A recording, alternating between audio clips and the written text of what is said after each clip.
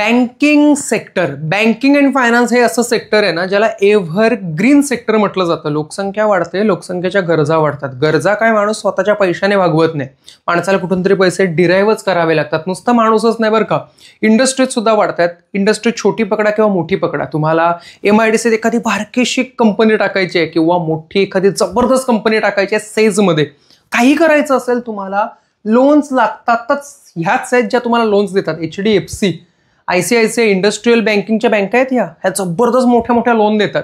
Loan हे असं sector आहे ना, जबरदस्त सेक्टर आहे. ऍक्च्युली तुम्हाला सांगायला गेलं तर लोकांकडून 5-6% पैसे घ्यायचे, तेच टक्के 10-11-12% द्यायचे आणि मधला एवढा गॅप काही करोडोंवरती मारायचा.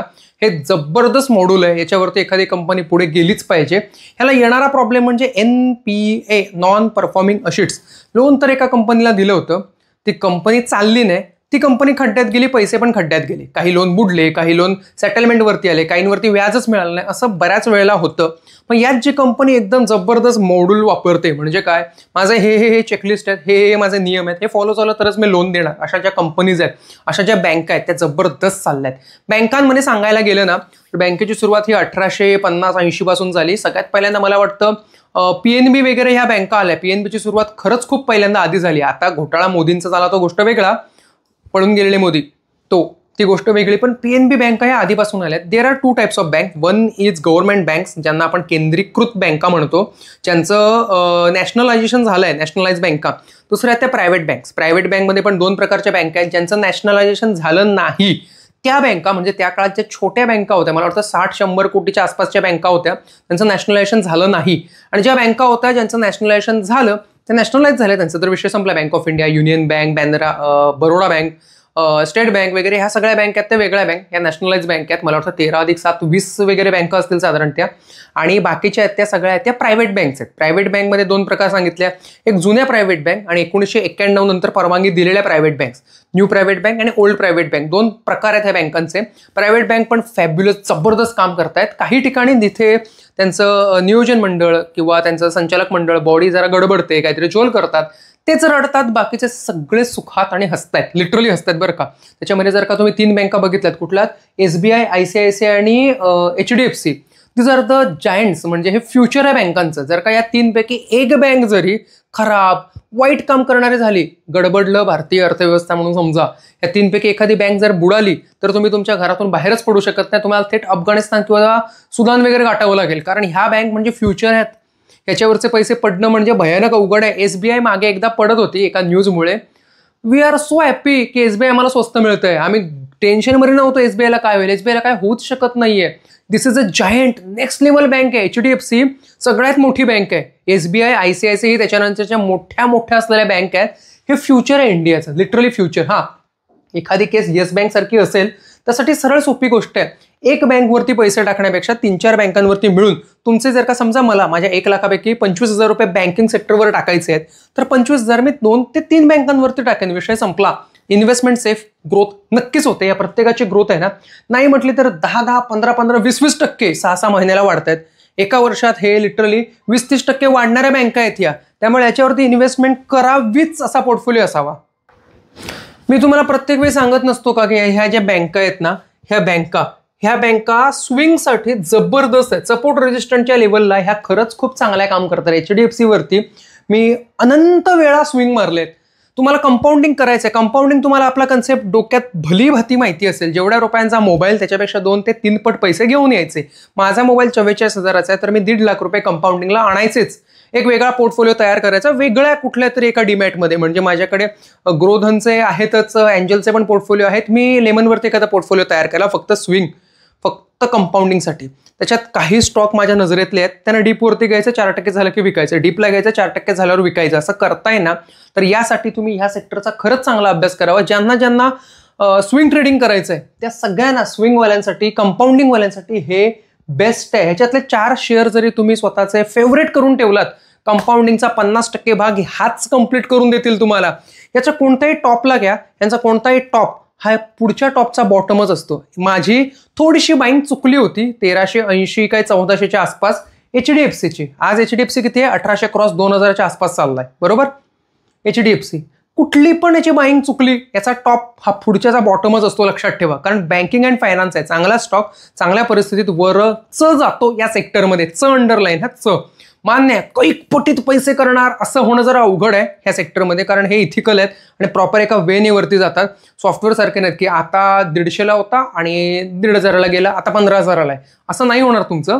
पण ह्याला स्कोप मात्र खूप आहे एका लिमिटेड वे मध्ये. ह्याच्यात कोण आहे तर ICICI, HDFC तुम्हाला बोललो, येस बँक जी की सध्या पेनी स्टॉक झालाय, हा 300-400 वरून लिटरली 13-14 पर्यंत आलाय. हा state bank of India giant 200 पासून आमच्याकडे स्टॉक्स आहेत, 200चे 400 झाले, 400चे 800 झाले, हा अजून किती पुढे जाईल देवाला माहिती.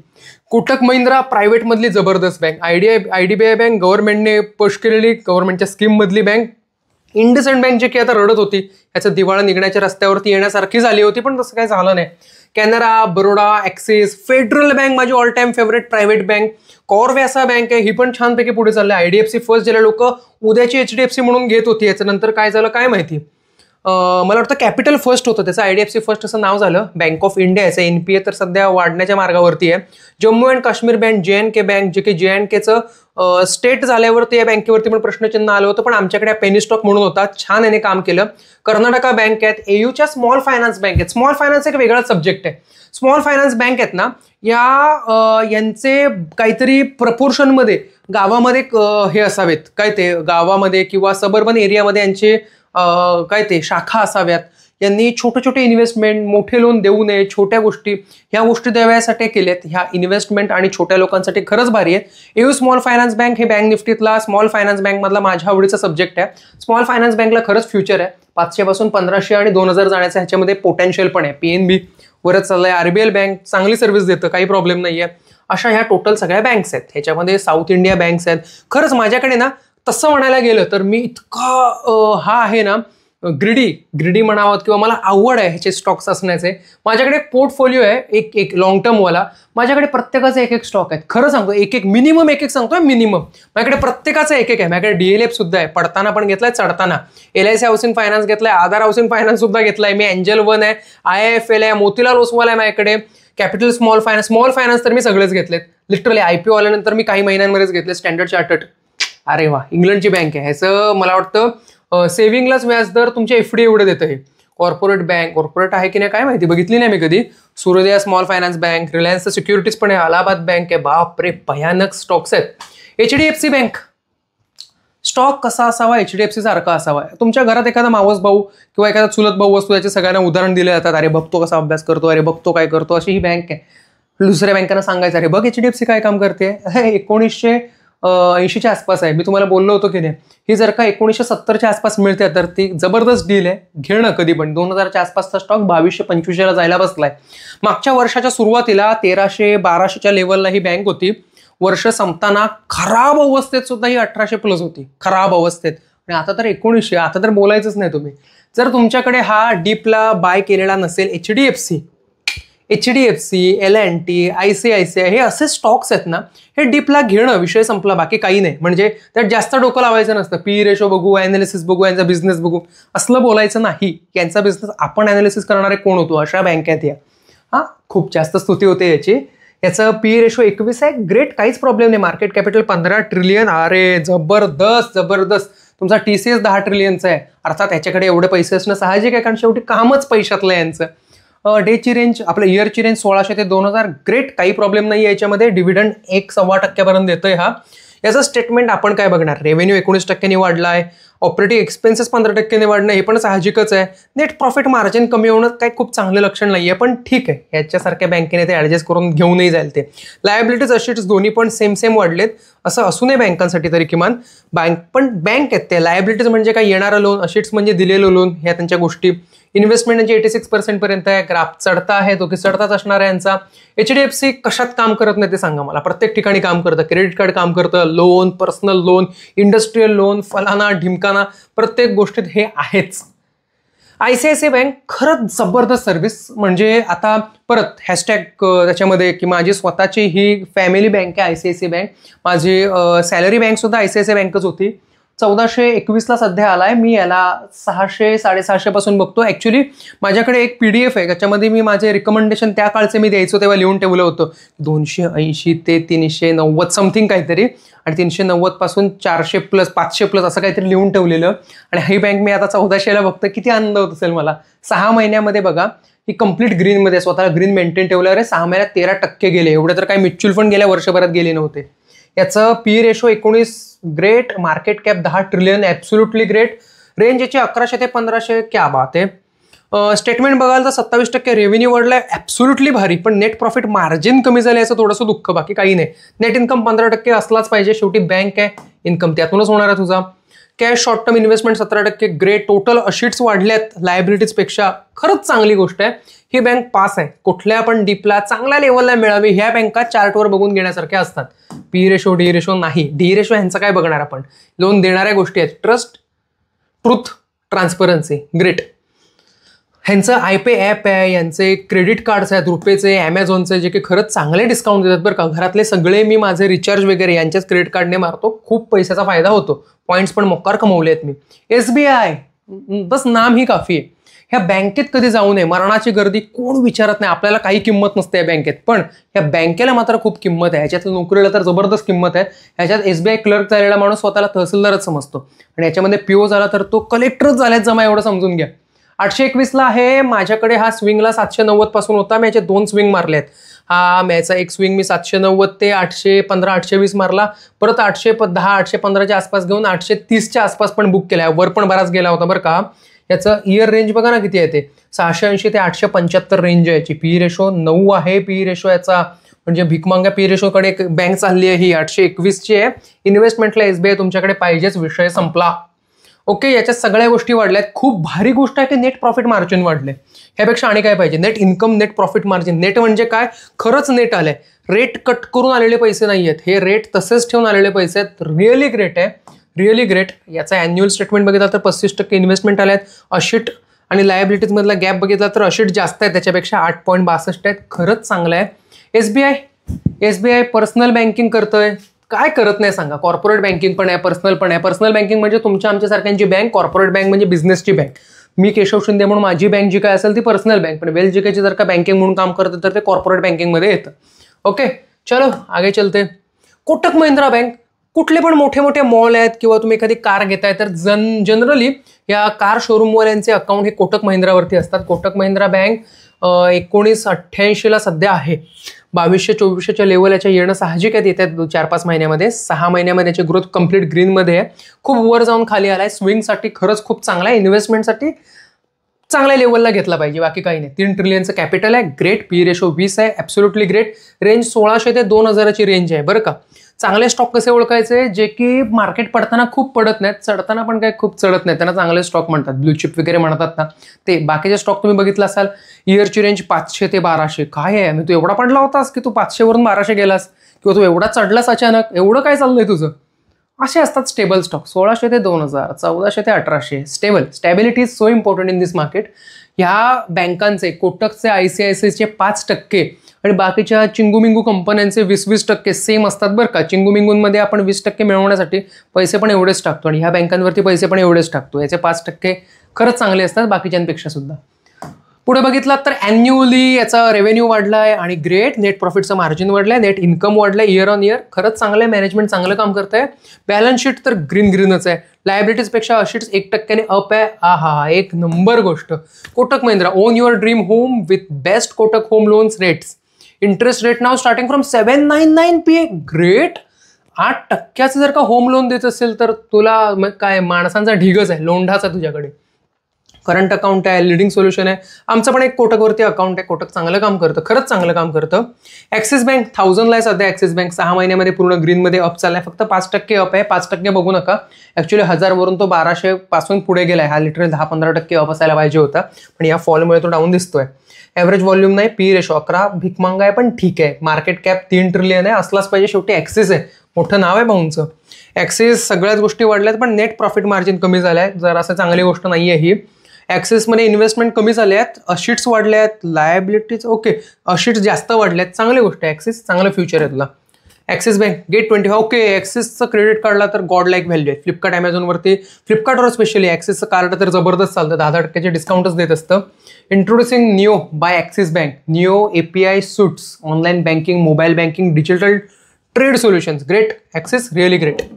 बँक ऑफ बरोडा BB, सगळ्यात जास्त ब्रँचेस असलेले. फॉरेनमध्ये पण बँक ऑफ बरोडा सहज मिळतं. बँक ऑफ बरोडा मोठी बँक आहे, खरंच मोठी बँक आहे, त्याचं काय म्हणजे प्रश्नचिन्हच नाही. 241 चालू आहे सध्या. गेले 6 महिने 14% स्वतःला अप ठेवलं आहे. 14% अप. फॉलमध्येच पडला होता, नंतर जो चढला तो चढलाच, खाली आलाच नाही. 200 ते 240 याची रेंज आहे. ॲक्च्युअली 200 पण बघायला मिळणं अवघडच आहे एखाद्या फॉलमध्ये. पी रेशो भिकमंगा झालाय, 6 वरती आलाय का काय माहिती. बघा पुढे बॅलन्स शीटमध्ये सगळं दिसतं. रेंज 190 ते 266 आहे, काय खूप चांगली रेंज नाही यायची. कॅपिटल 1 ट्रिलियन आहे. ग्रेट. ॲन्युअली बघायला गेला तर सगळ्या गोष्टी वाढल्यात. नेट प्रॉफिटचं मार्जिन 3% वाढलंय. ग्रेट आहे. नेट इन्कम 10% वाढलाय. अरे ग्रेट ग्रेट. बरोडा ग्रेट, म्हणून तर 14% ग्रोथ आहे याची. ॲक्सल्युटली ग्रेट. 66% इन्व्हेस्टमेंट्स आले आहेत. अशीट्स 12% वाढले आहेत. खरंच छान, चांगला बिझनेस आहे. लोन चांगले दिलेत. रिपेमेंट आलं तर तू पुढे जाशील. बँक ऑफ बरोडा काय सांगू याच्याबद्दल आता, काय म्हणजे बँकिंगच आहे, पण खरंच चांगलं बँकिंग आहे बरोडाचं. बरोडामध्ये जे मर्जिंग झालं होतं त्यामुळे त्याला जरा स्टॅबिलिटीला प्रॉब्लेम आलेला, पण नाव it is stable. ROI starting from 6.75%. क्या बात है, वा. पंजाब नॅशनल बँक PNB, एक काळ होता जेव्हा बँक खड्ड्यात गेली, बरबाद झाली, येस बँक झाली, अशा अवस्था होत्या. स्वतःला असं सावरलंय नाही की आमचे 58, 62, 64 रुपये 75 पर्यंत नेले. एक बुकिंग केलं 75 नंतर इन्व्हेस्टमेंटला टाकले होते, त्याने 100च्या बाहेरच पैसे काढून दिले. हा 150 पर्यंत जाईल असं काही लोकांचं मत आहे. आपण पण एक्सपेक्टेशन ठेवू तर 120 तर याचे आहेतच आहेत, कुठे जात नाहीत. 6 महिने एखाद्या डीपवरती चांगल्या डीपला घ्या, विसरून जावं. पी रेशो 7 आहे, भिकमंगा पी रेशो झालाय. अवस्था वाईट आहे. डे रेंज 85 to 117 आहे. ग्रेट. डिव्हिडंड पण 2.3% देतो. ॲन्युअली याच्या सगळ्या गोष्टी वाढल्यात. ह्याच्यावरती प्रश्नचिन्ह आहे की नेट इन्कम 102% वाढलं. याचा अर्थ जुने लोन कुठले तरी परत आले असणार आहे, त्याशिवाय असं होत नाही. Net profit margin 71%. एक ये पुराना कुछ तो आया है, बाकी कुछ नाही. रेव्हेन्यू बडा आहे, that is really great. Annually balance sheet बघायला गेला तर शॉर्ट टर्मचे इन्व्हेस्टमेंट 28% वाढली. ग्रेट. अशीट 16%, लायबिलिटीज 15%. मध्ये 1%चा गॅप, सगळ्यांचा 1%चाच गॅप आहे. अशीट 16% वाढले, दॅट इज रिअली ग्रेट. मोठे मोठे घास मारतोय, पुढे पुढे जातोय, चांगली गोष्ट आहे. माझा एक मित्र आहे, माझा रूममेट आहे, तो PNB मध्ये स्पेशल ऑफिसर आहे. सध्या तो पंजाबमध्ये काम करतो, आधी जम्मू काश्मीरला होता. त्याने मला सांगितलेलं की तू ले इसको, ये 10-20% तेरे को ईयर ऑन ईयर देगा ही देगा, बाकी तू सोच मत. जे पैसे आले असतील एक्स्ट्रा ह्याच्यात लावू नको, कारण तो स्वतः ह्याच्यात काम करतो, त्याला माहिती आहे किती बारका वेळ आहे. एखादी गोष्ट चुकली, नोकरीवरच पाय त्याचा, डायरेक्ट कार्यक्रम त्याचा. PNB खरंच स्क्रुटिनी चांगली आहे, यांची टीम यांची खूप चांगली आहे. सध्या नवीन गोष्टी त्याने बदलले ते खूप भारी आहेत. 0 पिनल चार्जेस. ग्रेट. असल्या गोष्टी काढल्यावर पुढे का नाही जाणार माणूस. UBI, union bank of India, 6 महिन्यामध्ये कम्प्लीट ग्रोथ, अपवर्ड 20% रिटर्न. 135ला आत्ता आलाय, 150ला जाणारा स्टॉक. मार्केट कॅपिटल 1 ट्रिलियनचं आहे. इयरचे चेंज 100 ते 150. ग्रेट. पी रेशो 5, अत्यंतच विचित्र पी रेशो आलाय. पुढे बघायला गेलात तर याचं स्टेटमेंट्स बघा, सगळीकडे ग्रोथ आहे. Net profit margin, net income 30% वाढलंय. Big thumb bro. बॅलन्स शीटमध्ये बघायला गेलात तर इन्व्हेस्टमेंट कमी आल्यात, पण लायबिलिटीज आणि अशीट्स दोन्ही पण ना ह्याच्यातला गॅप जरा कमी आहे, एवढंच, बाकी काही नाही आहे. एवढंच फक्त एक प्रश्नचिन्ह येतं आपल्याकडे. Union bank home where peace resides. Okay, Union home, Union green home loan. तुम्ही जर का सोलर बिलर करताय तर त्या लोनमध्ये ते डिस्काउंट देतात तुम्हाला 7.35. हे इनोव्हेटिव्ह आहे, चांगलं आहे फ्युचरच्या दृष्टीने. The confidence to turn your aspirations to achievements. Great. Student loans. IndusInd bank मॅनेजमेंटमध्ये प्रश्नचिन्ह आलं की मार्केट त्यांना माफ करत नाही, त्यांना शिक्षा होतेच. असंच आहे इंडसइंड बँकेचं. ह्याच्यात प्रॉब्लेम झाला होता, प्रॉब्लेम लगेच चार्टवर पण दिसला मार्चमध्ये. आता पण एक मॅटर काहीतरी झाला होता. पी रेशो 59 आहे, खूप मोठा पी रेशो आहे. मार्केट कॅप ट्रिपल डिजिट बिलियनमध्ये आहे, ट्रिलियनमध्ये नाही आहे कंपनी, जराशी श्रिंक कंपनी आहे ही. इयरची रेंज 600 ते 1400 आहे, काय खूप चांगली गोष्ट नाही आहे इंडसइंड बँकेची. प्रश्नचिन्ह याच्यावरती पण आहे. प्रश्नचिन्ह किती आहे.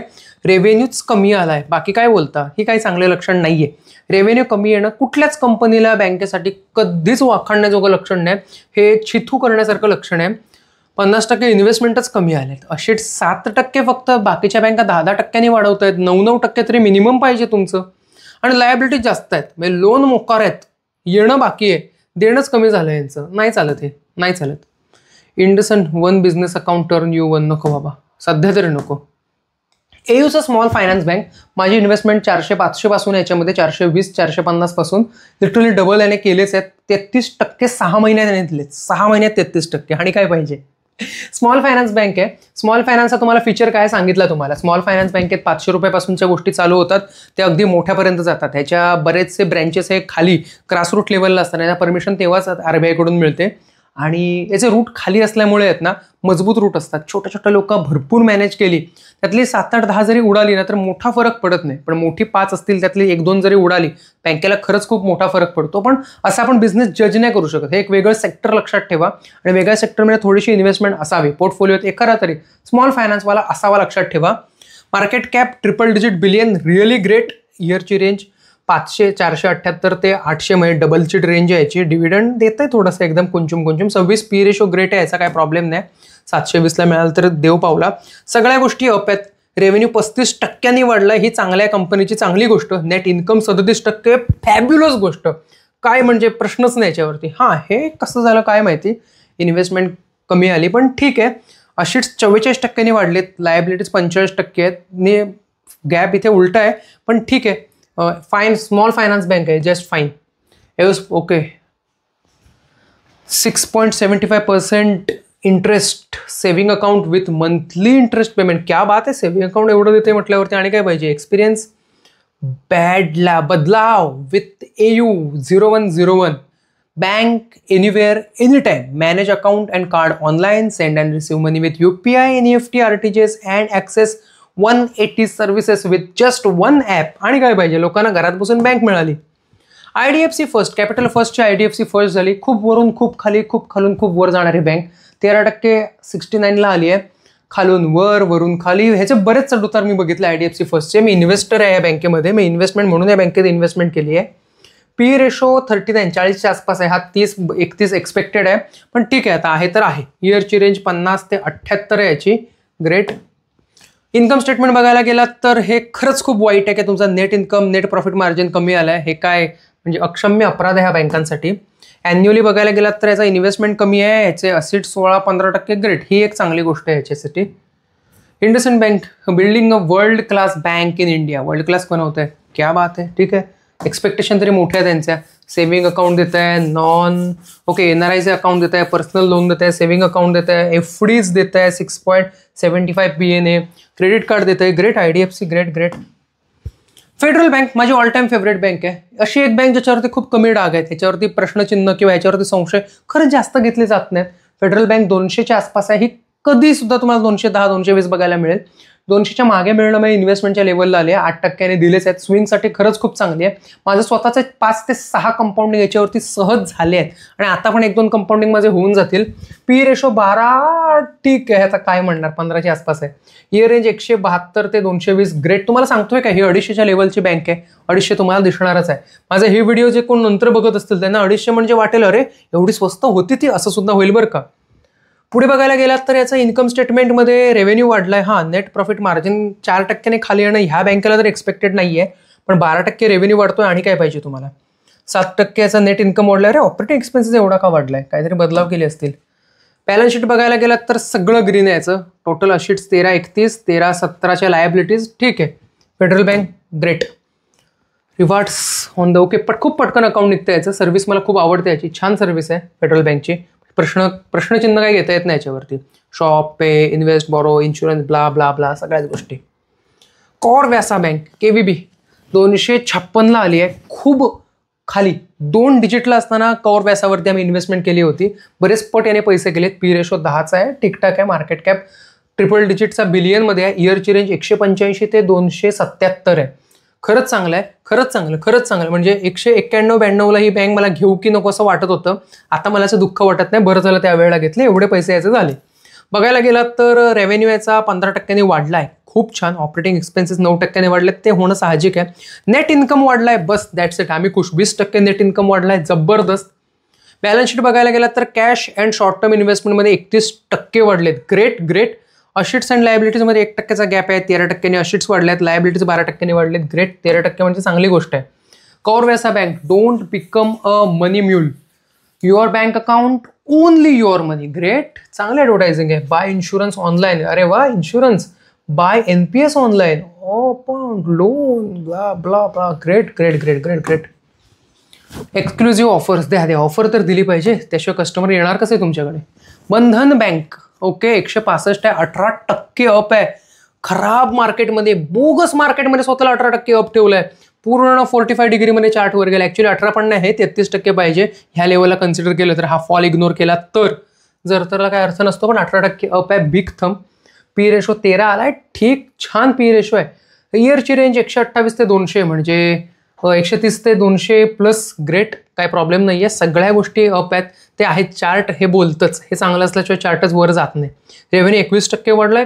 बिग थम बिग थम. नेट प्रॉफिटचं मार्जिन 1%ने म्हणजे अपच आहे मार्जिन. दॅट्स इट, बाकी काही नाही. ह्या पण गोष्टी अप आहेत. Great, big thumb for this bank. Really great, awesome. Bandhan start banking with us. Open saving account today. Trust blah blah blah blah blah.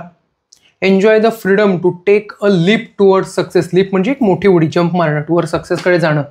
Micro loans. Big thumb. ही concept जर का तुम्ही काय ते याचं ॲडव्हर्टाईज करताय, तुम्हाला फ्युचर खरंच खूप चांगलं आहे. इंडियन बँक 670ला आहे. इंडियन बँक 6 महिन्यामध्ये 28% अप आहे. एवढं म्युच्युअल फंड पण देत नाही जेवढी स्वतः अप गेली आहे. ग्रेट. आता किती लोकांच्या इन्व्हेस्टमेंट असेल काय माहिती. पी रेशो 8.23चा आहे. इयरची रेंज 475 पासून लिटरली 600 750 क्रॉस आहे. Market cap triple digit billion आहे, पण ती पण 902 बिलियन आहे.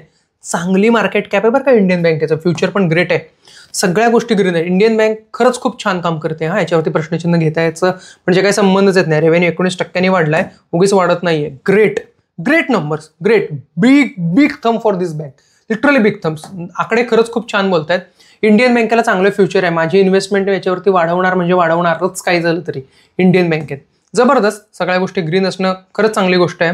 सिनियर सिटीजनला 7.20% PA देत आहे. सुपर सिनियर सिटीजन म्हणजे 75 अबोजना 7.45. ग्रेट.